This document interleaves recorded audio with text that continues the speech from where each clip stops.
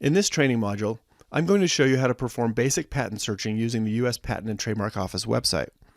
This includes navigating the search tools for both issued patents and patent applications, performing keyword searching, narrowing your search using classifications, and keeping a log of your search results. By the end of this training module, you should be able to perform a preliminary patentability search for your invention and have a log of potentially relevant results so you can submit to the Patent Office if you decide to pursue a non-provisional patent application based on your provisional patent application. Let's get started.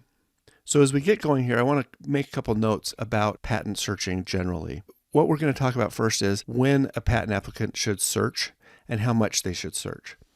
And to discuss that, I generally refer to a couple different factors. We're going to talk about two different charts here. These don't necessarily go together, but you can use both of them either together or separately to think about when you should search and how much searching you should do. The bottom line in patent searching is you can never achieve a fully exhaustive patent search. You cannot go out and look through everything that qualifies as prior art and sift through every document available throughout the world and come to a complete and accurate and convincing determination that your invention is patentable. It's just simply not possible, and it's certainly not cost effective. And so a lot of people will take one of two approaches generally when they go through and think about getting a patent application. Some companies and inventors will simply forego any patent searching whatsoever.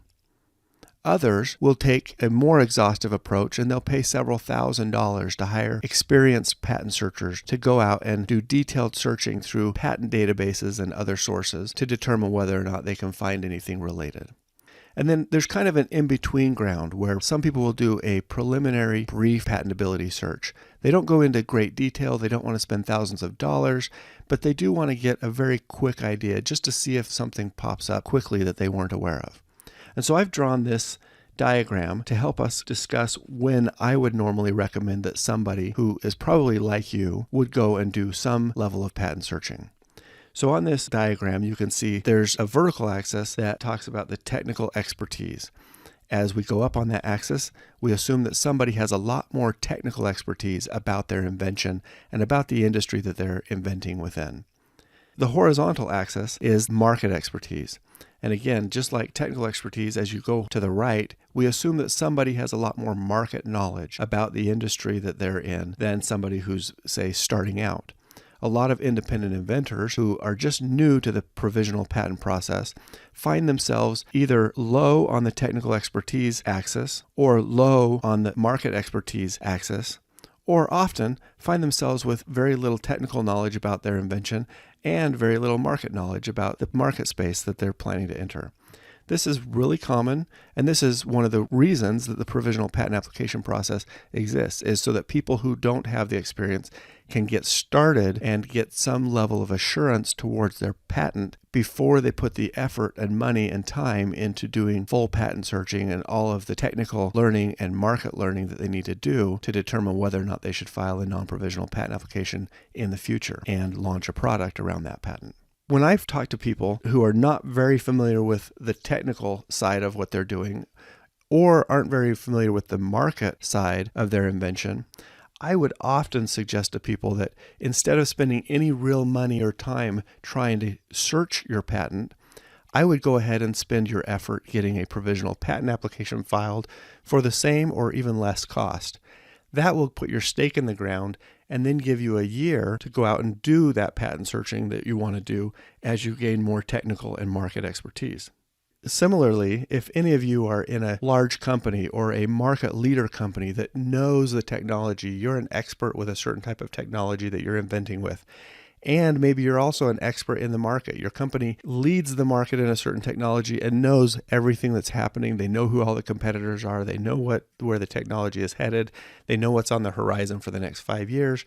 In that instance, I would also suggest that for very different reasons, that a company should not have to do a lot of patent searching at that point because they probably already have awareness or actual knowledge of the things that are out there in their field.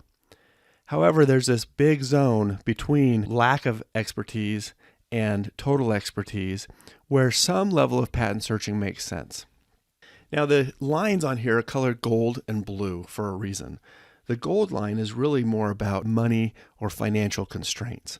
Somebody who has financial constraints and was trying to go through this process very efficiently would probably fall below that yellow curve. And that means that they probably should spend their money getting the provisional patent application filed first before they go off and spend any time or effort doing a lot of searching. That lets the person do some technical and market validation prior to putting more effort and money into the patent process itself. Because the patent process, as we know, doesn't necessarily make you any money. It just reserves your right to stop other people from doing the same thing in case that thing someday might make you money through commercial efforts. The blue line, in contrast, is more of an expertise threshold. And people who have that expertise in the technical or market realms probably don't need to do the same amount of search. So if you're low on money and you fall below the gold line, let's just get your provisional patent application filed with very little effort and money put towards searching. If you happen to be above that blue expertise threshold, let's take the same approach just for different reasons. If you're in the middle between those two, then we want to do some patent searching. And you'll have to determine where you fall relative to these two thresholds. Before we start the patent search, though, I want to talk about one other way that I would think about patent searching. A lot of people, new inventors, or even companies exploring new business divisions, are getting into an area of technology where they, again, don't have the total expertise on the technical and market side of things. Those people probably need to go through a series of technical validation and market validation steps before they can get to a product launch. As you get closer and closer to a product launch, you're going to want to be more and more sure that you know what's out there in terms of other patented products or other patent rights. I would normally suggest that somebody who is still in the technical validation stage, and certainly someone who's not entered into or finished the market validation stage, should stick with a preliminary search for their provisional patent application without going into more detail.